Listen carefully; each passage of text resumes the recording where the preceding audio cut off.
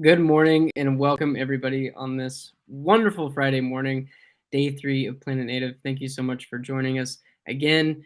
If this is your first session with us today, welcome. If this is not, welcome as well. I hope you enjoyed the day thus far. We've loved every day and every second of this conference so far, getting to welcome wonderful speakers and presenters, and also having our attendees being able to observe such wonderful information. Today, Kelly Daniels, presenting the wisdom of the wilds, diving into edible and medicinal plants growing in the heartland.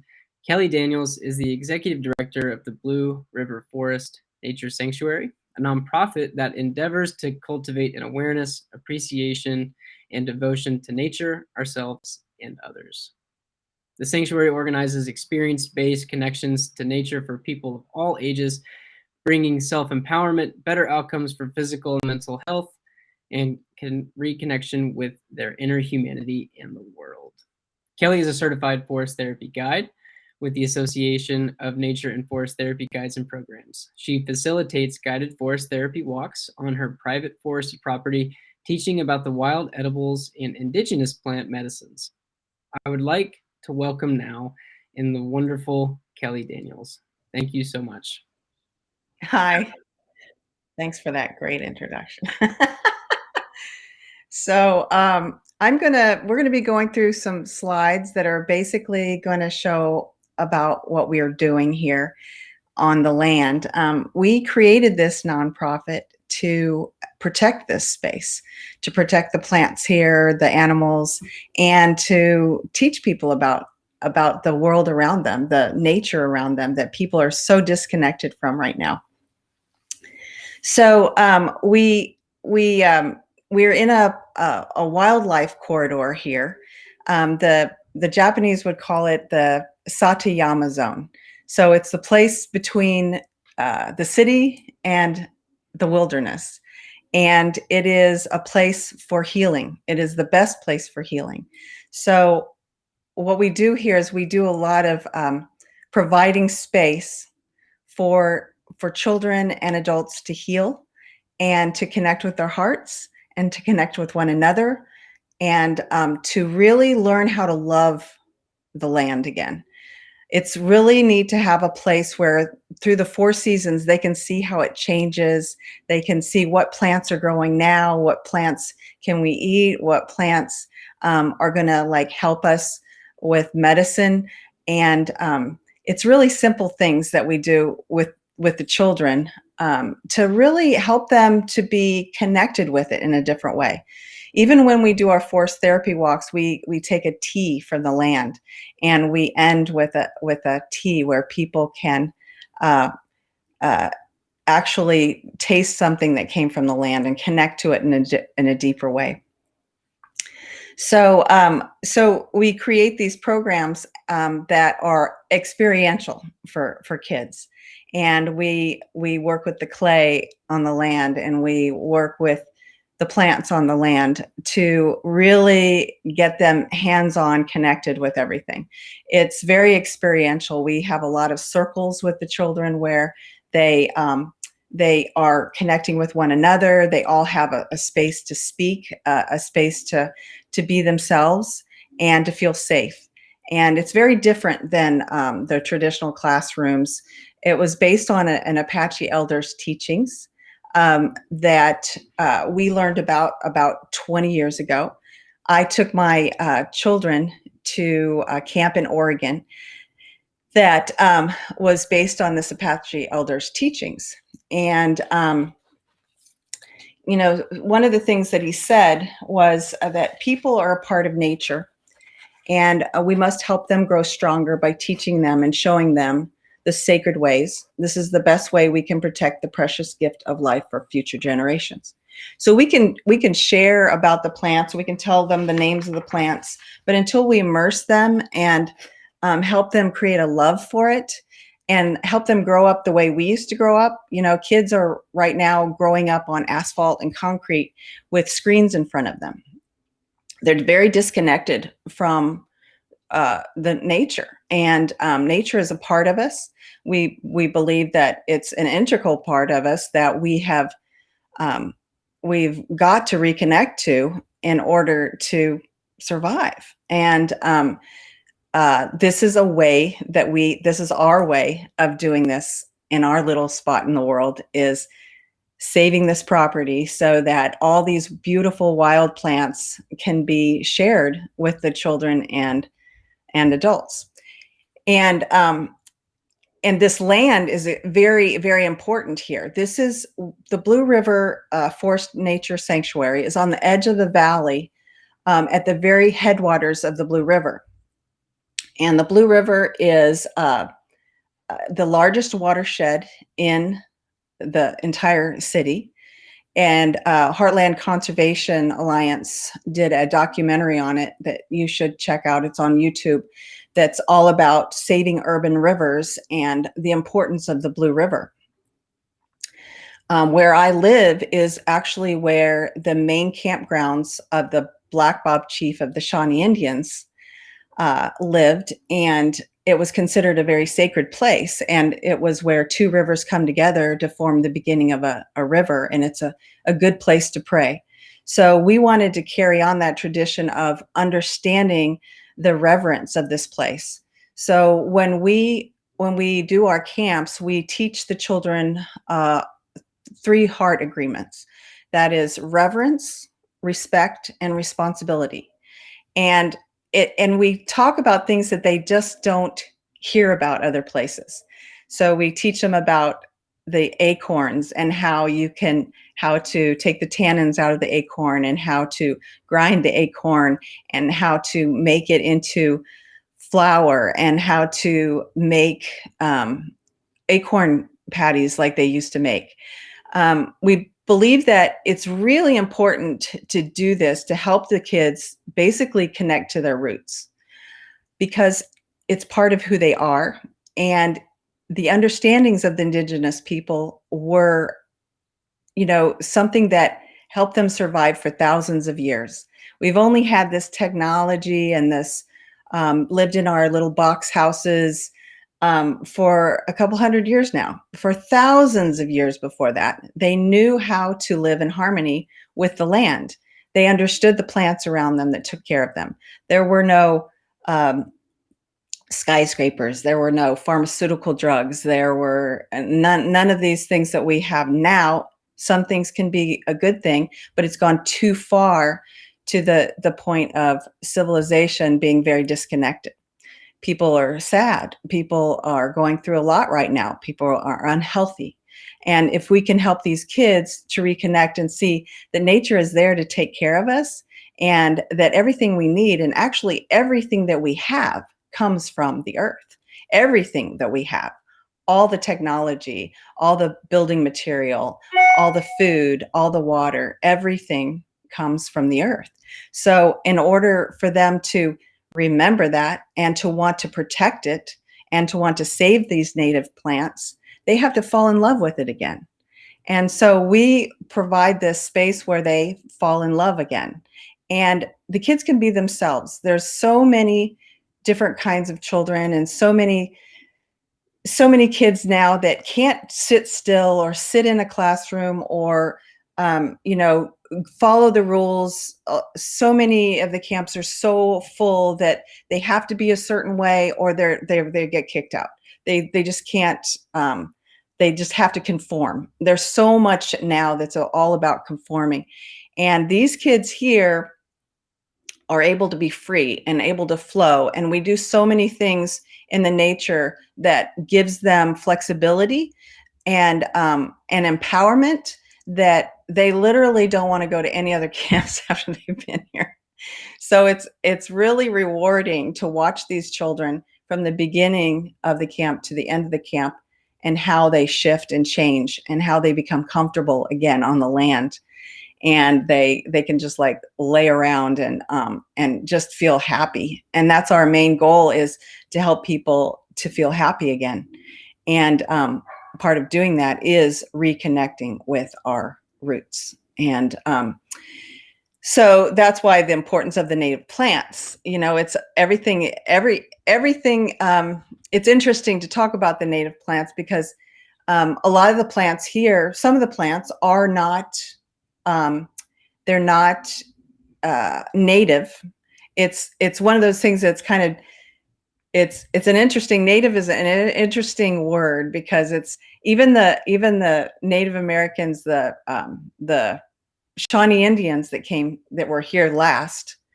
This was actually the reservation for the Black Bob Indians. They weren't native here. They were from the east. They were brought here. They were pushed here, you know, because of their land being desired and that kind of thing. So even though they're kind of native, they're in some ways not native. And so even the plants, the plants that we have around us, or what we work with. So some of the things that might not be native are like plantain, or some are even invasive, like wild garlic mustard. But these plants you can eat, and these plants you can make medicine with, and they're here. So, one of the best ways to take care of invasive plants, if you can, is eat them. So we teach the children all about eating them and harvesting them, and why, why they're here, but why they're important. Garlic mustard is delicious in soups, and you won't spread the seeds if you harvest them. So it's a way of controlling them. So we teach about everything that's around them here that's actually existing now. So some things may not be native, but they're all important if we know how to take care of them, and we know how to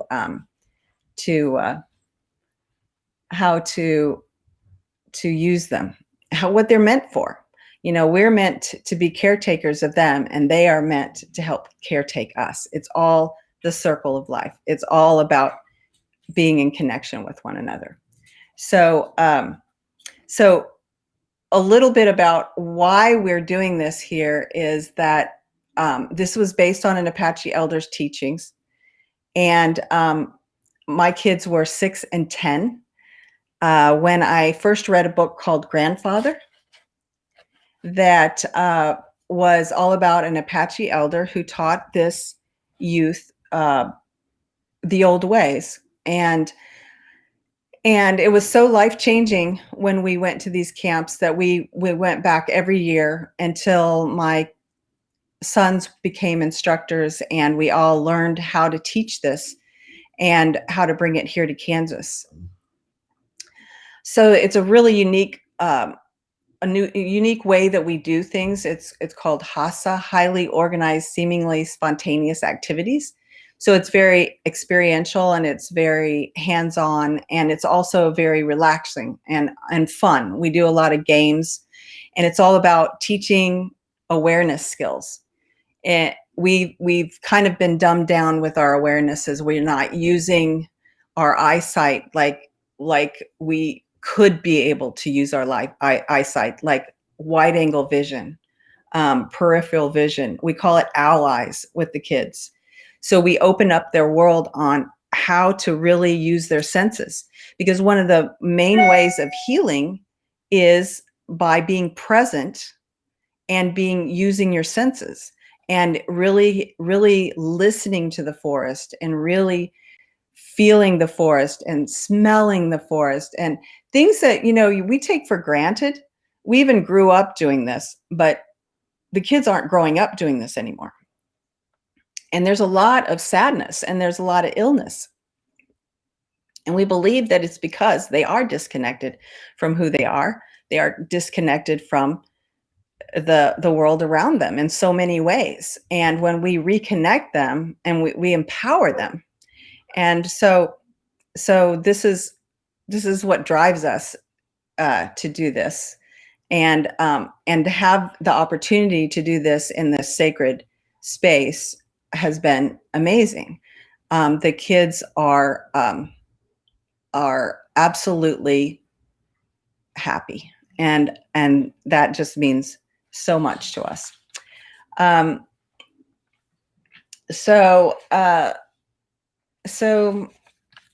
as we go through the slides, I wanted to say that we all come from indigenous roots. We're all indigenous. My grandmother's side is Iowa, and my grandfather's is Seneca, but also my 10th direct great grandfather was William Bradford of the Plymouth Colony. So I have 4 descendants on the Mayflower. So I basically have a history of like Pilgrims and Indians, and so my path seems to be bringing them together in harmony, so we can do things a little differently this time. But we all come from these indigenous roots, and somewhere, even if you were in, even if your ancestors are from Spain or Italy or England, everyone came from indigenous roots. It's who we are. And it has to do with living in harmony with the nature around us, understanding it, being in a relationship with it. When you are disconnected from all of it, it's sad and it's not healthy. So we're just all about creating that reconnection again. When I take people on wild edible walks, I teach them how to identify the plants and how to find what their traditional purposes are in these plants and what they used it for. And I let people know that if there's a weed or plant that's growing in their garden a lot, it's probably something that they need to help them heal in some way. And one of the couples that I went on a walk with, they went home and they identified ground ivy in their yard, and they looked it up, and found out it was an important medicine for tinnitus. And the husband had severe tinnitus, so they learned how to make a tea and help him. One of the things on the slides here, or the events that we do as fundraisers, are we take nature sounds and we create light and music and sound bowls and indigenous instruments, and create meditative experiences for people to help them connect in a deeper way. And we have one coming up on September 24th, and it's a fundraiser for our nonprofit. So just to explain that slide, what those are all about. We also do luminary walks and things that, again, connect people even in the nighttime about this land and the places on this land. It's pretty incredible. We have like a place that's called a secret passageway that's got a stone area that you can walk through. And then we have climbing trees, and we have a labyrinth and different fire pits, and a pond, and a place for ducks and chickens, and we have a wild Mustang, and we have a new addition to our family that is a Icelandic sheep. So the kids get to connect all these animals, and it's so healing for them when they do this. So anyway, we try to empower them safely, and it's one of those things that they're growing up in a world where they're so protected and they're so confined, and there's so many rules and there's so many regulations on safety, and people aren't even allowed to climb trees anymore. I've taken my son's friends that are like 11 years old, never climbed a tree, never put a foot in water, like a creek or a pond. And they're very afraid. They're fearful of it. And it blows my mind that an 11-year-old boy would not know how to climb a tree. So I created spaces where that was easy for them to climb. And they're low trees and big old trees and things that they can climb. So we create these environments where they can, have to learn balance, have to learn to walk on a path that isn't a concrete sidewalk or a paved sidewalk. And they learn skills and they learn problem solving that they would not learn in a very regulated, very protected environment. We protect them here, but we also allow them to experience it. And that's hard to find sometimes. There's just a lot of rules out there that we're all trying to go by. So we're trying to set up a place where they are, and we have set up where they are feeling and experiencing these things in a safe way, but also going a little beyond their comfort zone. Sometimes they say that that's where we grow, as we go a little beyond our comfort zone. So that's what I love to do, and that's what they did at the camps in Oregon, is they helped us go beyond our comfort zone a little bit, that and immerse us deeper into nature. One of the experiences I had out there was that we built Jabri huts, and it's a place where you can like survive if you get caught in a winter storm. And how do you build a shelter? We teach them about shelter and water and fire and food, and the things that we need, really the basic things that we need to survive. And really helping them see, what do they really need? What do you really need in the world? Do you need all your stuff, or can you be okay with just a little bit? And that's one of the reasons I took my sons to Oregon, was because I wanted them to get out of the Johnson County world, soccer mom world, and see that there are other people in the world that don't need all this stuff or care about all this stuff. And we're creating this little space here where they get to have that experience. There's no cell phones allowed, no computers, no electronics whatsoever. We basically detox them. We remove all that stuff from them, and they start to feel again.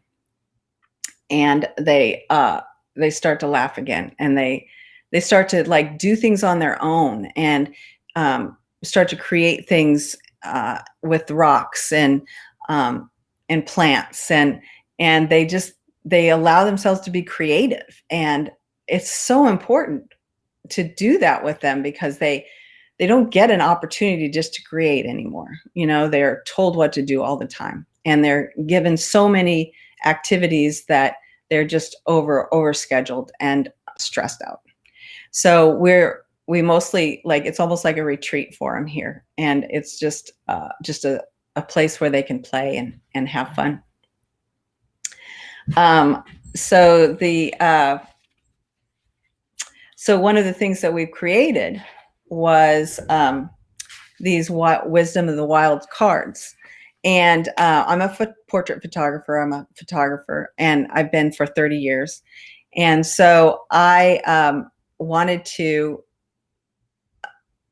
put together these cards that show, we have 44 different plants here, although I have a lot more, and what they're for, what they're used for, what their traditional use was, what their history is. And also we have a message on the card that's based on the plant, how the plant lives, what color the plant is, what the history of the plant is. There's little messages, inspirational messages, because we believe that it's important for them to understand that the nature, the plants are all connected to us. So they all speak to us. They all have meanings. They have a spirit. And when we connect with that plant, it has a story to tell us. And this helps develop relationships with the children. So I have people that every day they pick a card, and it usually gives them some meaning, a message that they needed to hear in their lives today. And it's pretty magical. And people love it. They just want to look at them every day. But then they also get to look at what plants are around here. When they go for a walk, maybe starting to identify the different plants and go, oh, I saw that on the card. I know what that is. And I even know what it's for. And so we created this for a fundraiser for a nonprofit. And it's been so much fun to see it. It took a couple years to put it together, and we've just launched them this spring, and so everyone's been loving them. So a lot of the plants we actually talk about at the end about the native plants and non-native plants, and the importance of the native plants. But also, how do you control the non-native plants in a healthy way? And part of that is eating them, if you know what they are and what they're good for. But there's just so many common plants that people have no idea that you can sprinkle the red buds on your flowers, red bud flowers on your salads, and things like that that are just like very simple. But there's like, in a red bud plant, there's like 50 times the amount of vitamin C as an orange. Like, it's the thing about the wild plants is that they're very, very filled with nutrients.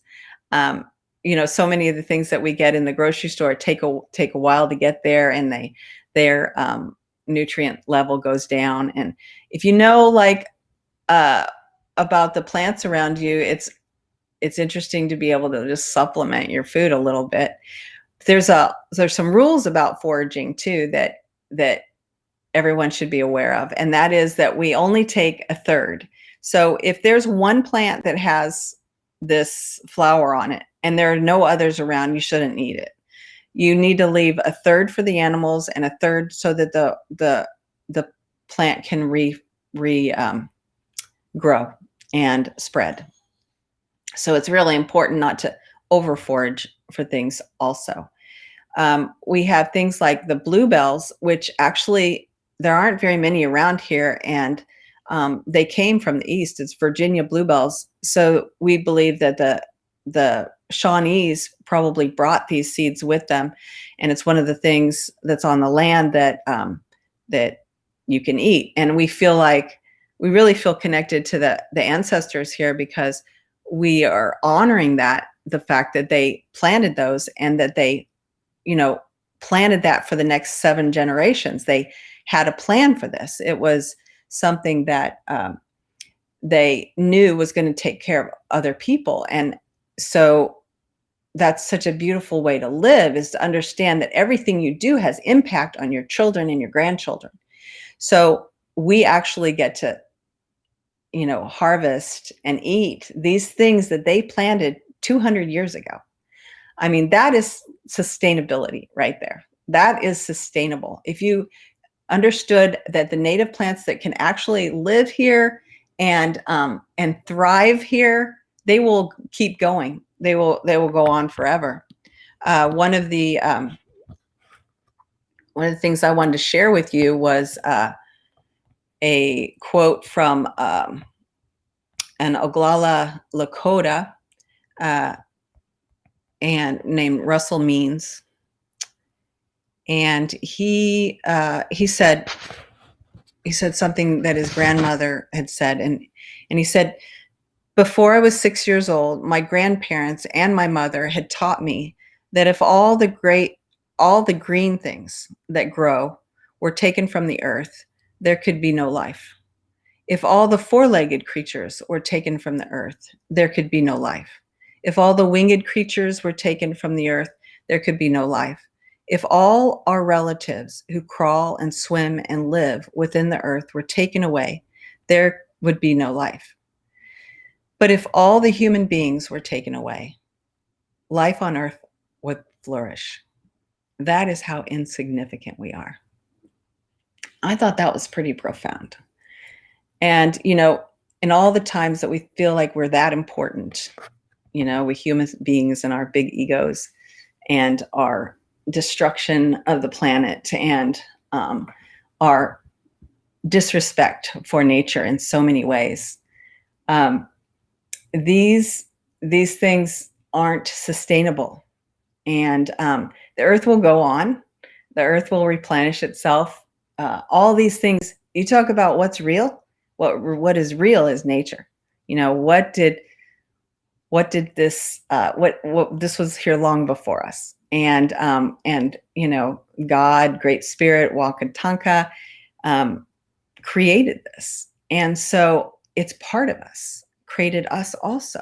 So it was made for us to take care of ourselves, and we've completely forgotten this. So creating the space is really important for people to be able to develop relationships with the land, to want to protect it, to create future environmentalists, and that's our goal. 10 years ago, when I was 10 years old, my dad worked for Mobil Oil Company and in New Jersey, and my parents decided to move to Missouri and live on the land. And my mom had a book called Billy Joe Tatum's Wild Food Cookbook. And I couldn't believe that there were wild plants outside you could actually eat. It was like free food. I've got a thing about free food, I think. We were really poor. When we did that, we were so poor that we lived on commodities, and we had we planted gardens. We were happy. It taught me so much about life. And then I grew up and I decided, I was going to be a successful photographer, and but still had that connection outside always with my portraits, with children and families outside. But I always had that thought of, I need to get back to the plants. And so I apprenticed with a medicine woman outside of Lawrence, Akoi Miller, who is an amazing woman that helps people. And I learned a lot. And that's where I learned a lot about the plants and what they're used for, and how important they are. And so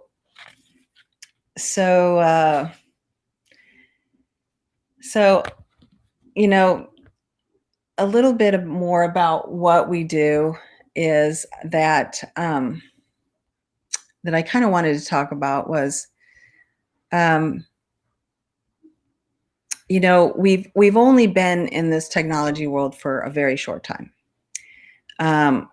I feel relatively young. I didn't have cell phones and computers until after college, and I survived and thrived in my own natural instinct, problem solving, resourcefulness, and face-to-face communication with people, to interact with the world. And I grew up playing outside and in the creeks and climbing trees.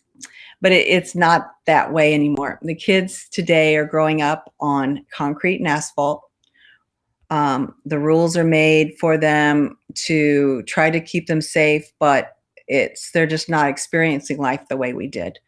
And they're fearful, and they're getting sick. And it's kind of like the tree cannot grow if the soil is unhealthy, and if it's starved from the connection to the air. Trees need the connection with other trees to help them survive and thrive, and we need that connection as well. Healthy foundations of real life connections with the world around us. We need to learn about ourselves, to care for ourselves, and to feel happy and hopeful and alive.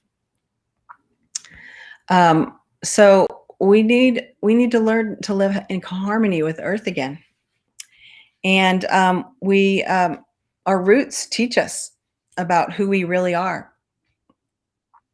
and how to take care of ourselves, and how to live in harmony with the earth that sustains us.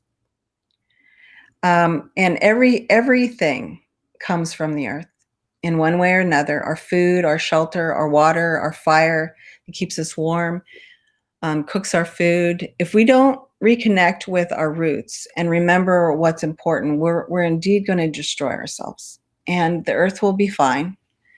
She knows how to regenerate. The wonder and the spirit of nature is so much more powerful than any technology man has ever created or ever will create.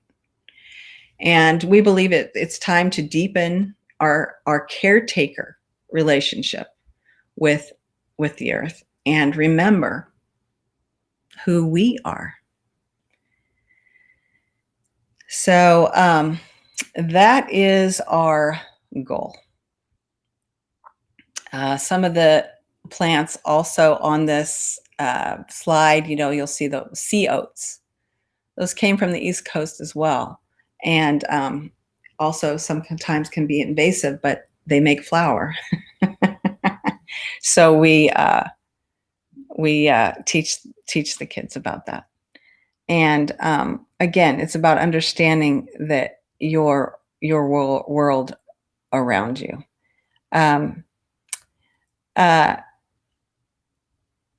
These headwaters here at the Blue River is really important. Overland Park is expanding, and they actually even agreed to let a developer do development across the valley here that's at the headwaters. And it affects the whole waters for the whole system of our water that we drink. And there's no regulations on runoff and the toxic yard chemicals that are going to go into the river because of this subdivision. And right now, like, I listen outside my house to the scraping of the rocks and the ledge that they're trying to break through to build these houses. And I'd like to see some changes with the way Overland Park does their developments on green space and creating places for the wildlife. Thank goodness that the river here, it protects the valley. Otherwise, we'd have subdivisions throughout here. So I think that what motivates me more than anything is that we all create a space in our life that, maybe protect a little piece of land somewhere and develop a relationship with that land. We do something that's called a sit spot with the children, and it's where they go out and they sit for 15 minutes on the land and they just be. We just allow them to be. And you would think that kids wouldn't want to sit still and quietly by themselves in the forest for very long, but it's one of their favorite things. They love it. It's like we think that kids just have to be so active, and we just don't realize that how much they need that outside time, and even time alone, or time to reconnect with themselves and to see magic. And they'll see like a little snail crawl up on them, or they'll actually see baby turkey walk by. And it's amazing what you can do when you're still and you're quiet. And even with the sit spot, we teach them also what's called a fox walk, where they walk across the landscape and they walk quietly and they walk in a different way so that they don't bother the wildlife. And when you keep going to the same place every day, the wildlife starts to get used to you and you start becoming part of it. And one of the things that happened to me along this ridge in learning these skills is that I would walk out every day to the same place, and I would sit and just listen and just watch. And the animals started to get used to me. And there were a couple of baby fawns that would get up, and at first they would run from me. But then after a while, they actually just started laying back down, and they would be like, oh, it's just her. And that's just like such a neat thing to have a relationship with the wildlife like that. I had a little fox that came out and just scratched his ear and like laid down like literally 10 feet from me. And it's just this magic that we're like so disconnected from. And when you start teaching this to the children, they start realizing that there's so much more to the world than what they've been experiencing. And they get to experience a sense of reverence, like magic, wonder.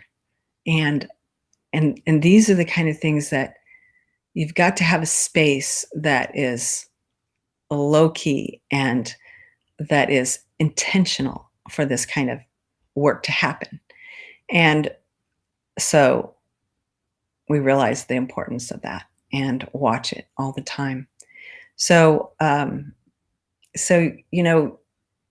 if you want to experience any of these things, you go to blueriverforestexperience.org, and we're constantly have new experiences coming up. And we do 10 nature camps all year for the kids, and keep them small, and have amazing instructors. Um, we don't believe in quantity, we believe in quality. And so that we can actually teach about these plants and have them experience them.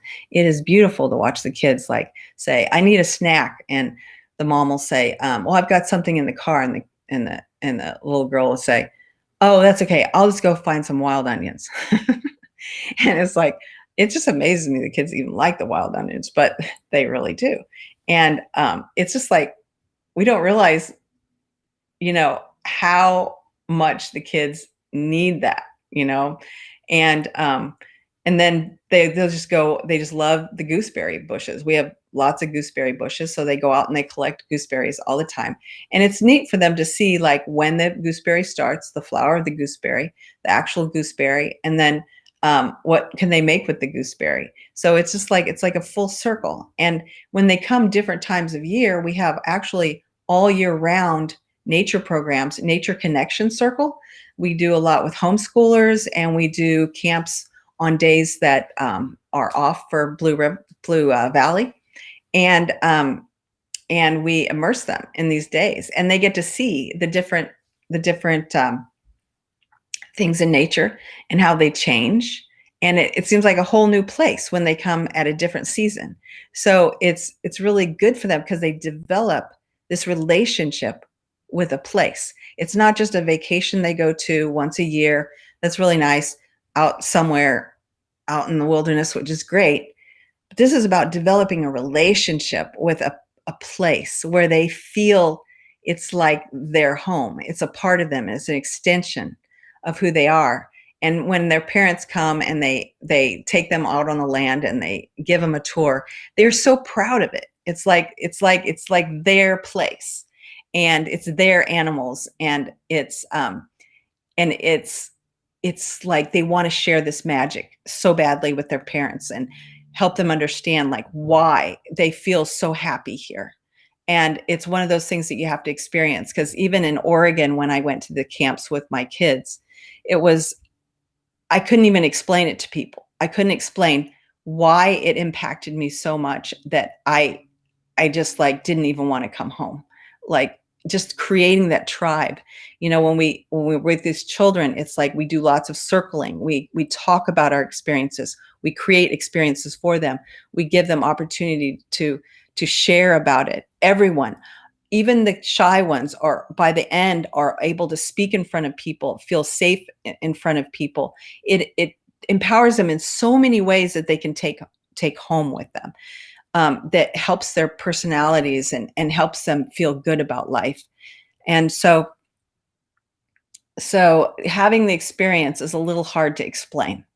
It's kind of like, all we know is that the parents come and they say, I don't know what you've done with our kids, but they are so happy. And it's just like they've not even been like this for so long. And that's what we wanted to create, and what we have created through all the hardships that we've been through and all the medical uh, problems that we've had in the world, that they had this safe space to come to outside where they could feel healthy and they could feel happy.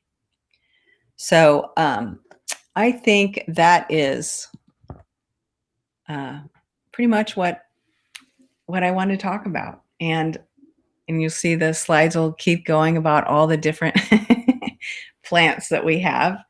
And then I believe I can answer any questions that you have about what we do. And I believe I've covered everything. Like I said,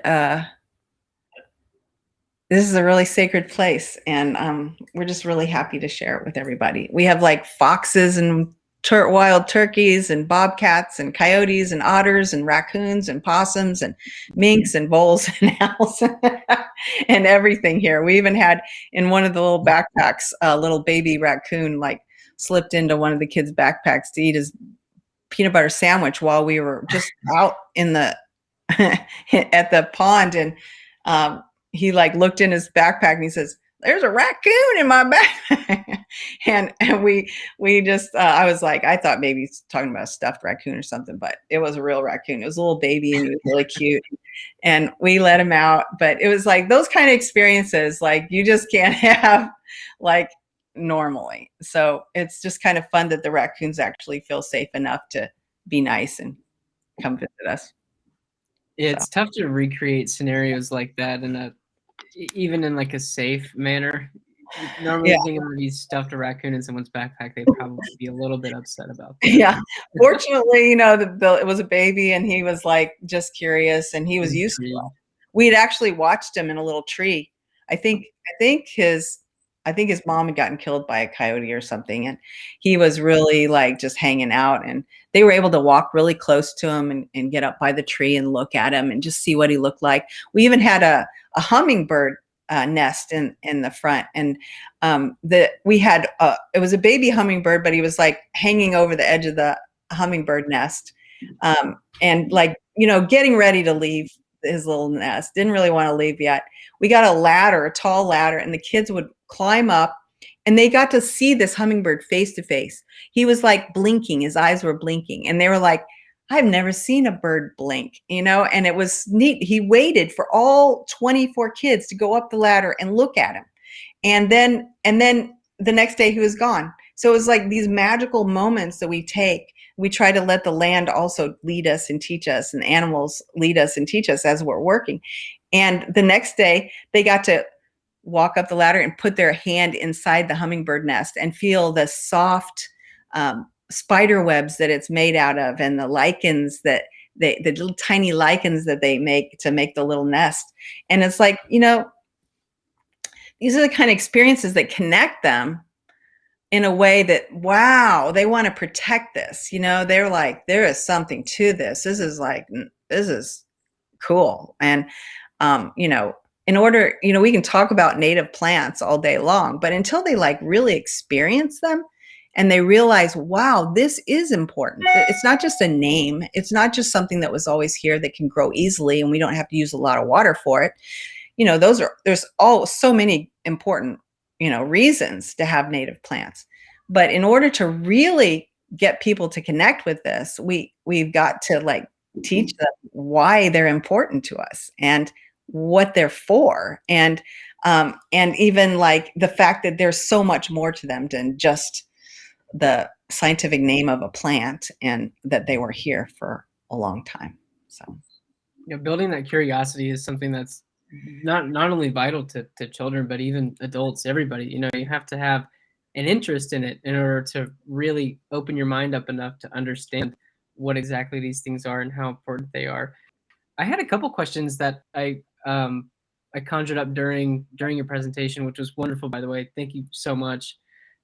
What kind of edible plants that do kids and adults find to be favorites or preferred? Are there any that, in your experience, that just seem more preferential over others?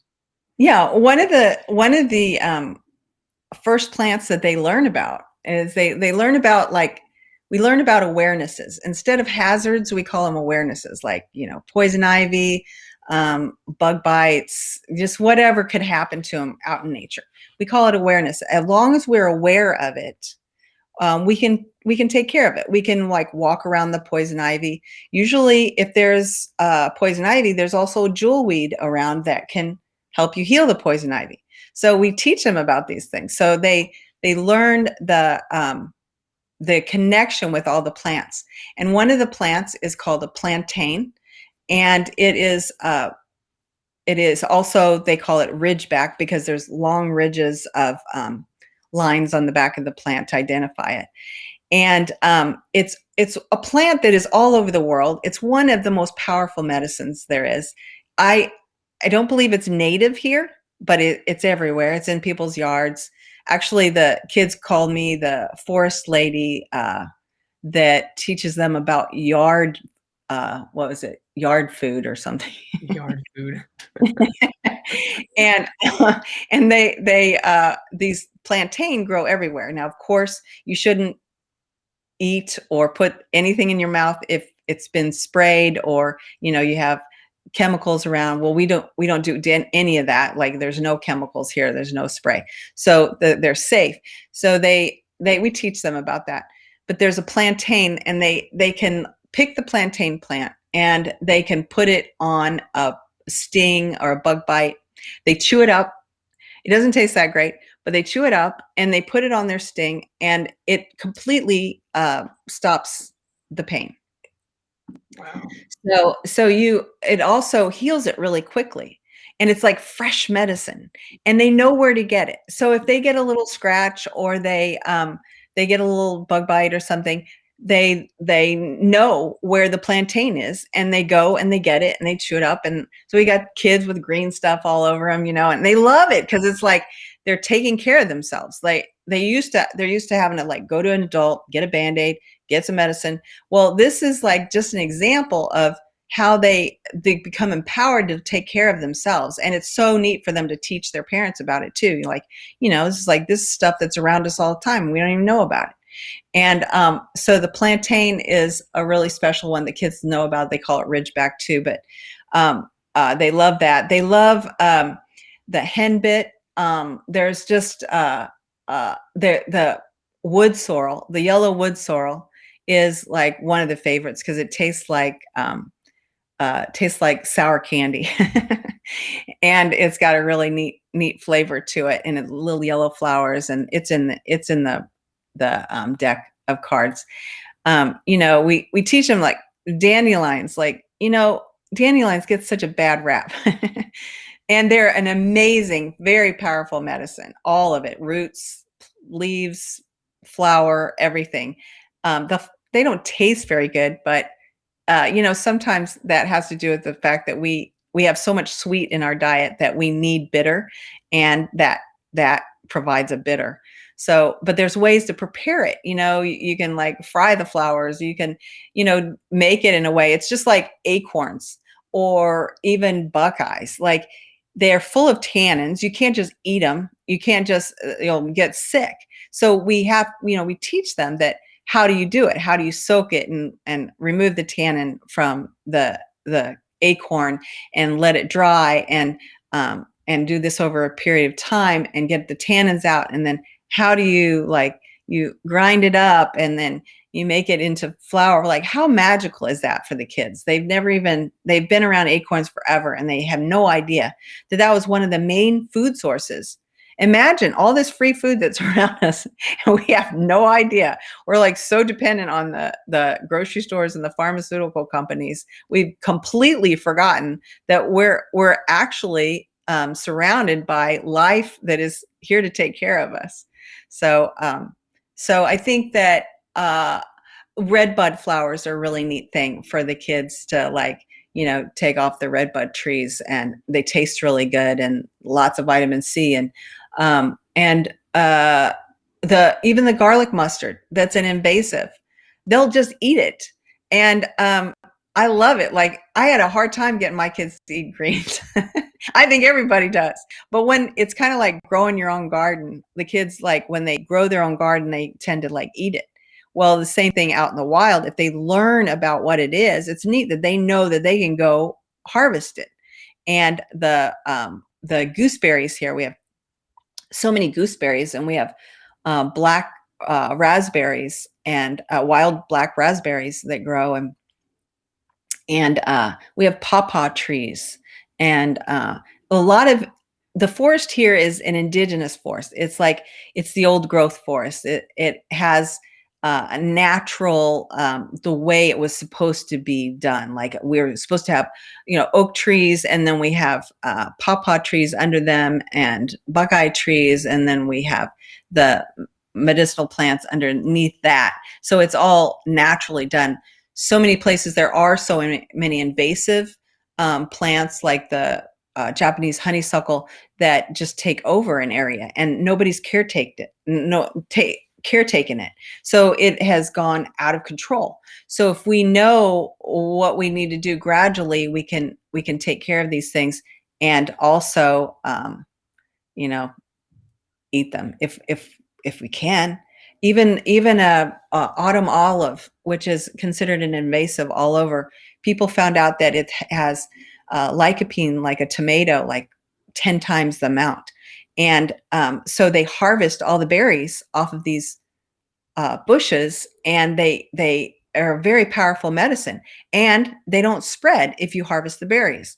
So there's ways of working with how things have happened to us and the mistakes that we've made on bringing certain plants here and things like that, and why it's so important for us to continue that and stop bringing these plants that take all the water to grow, and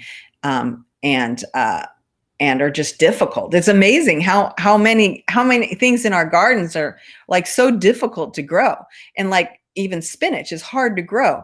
But there's wild spinach. It's called lamb's quarters. It is so easy to grow.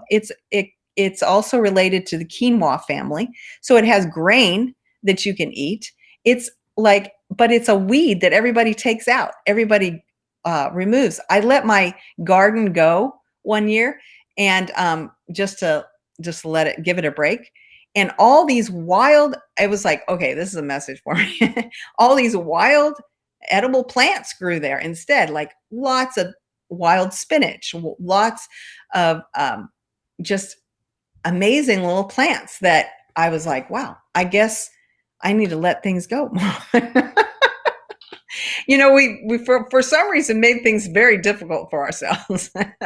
And it doesn't have to be that difficult, especially when you learn about these native plants are easy to grow. And they're like, but what do we do with them? Like, we could replace our vegetable gardens. It's amazing.